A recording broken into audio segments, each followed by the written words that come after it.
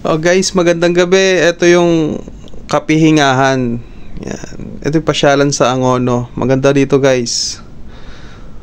Treat muna natin yung dalawa nating pamangkin na mababait.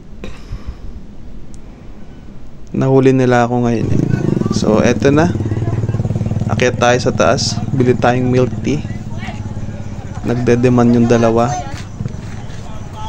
Napakaraming tao dito. Lalo na pag linggo. Gusto mo mag-relax. Yan. Ito na siya. Kapihingahan.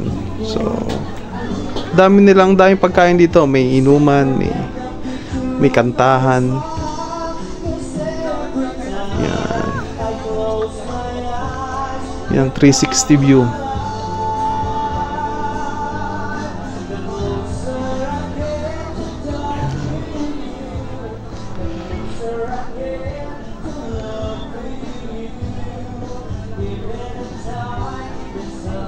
Nakaka-relax dito lalo na pag pag hindi naulan, malinis yung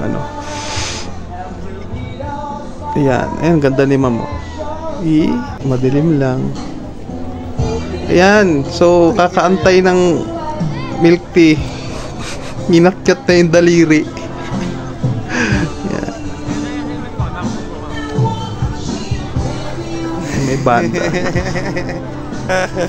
Naligaw. So, uwian na. Masaya na yung dalawa.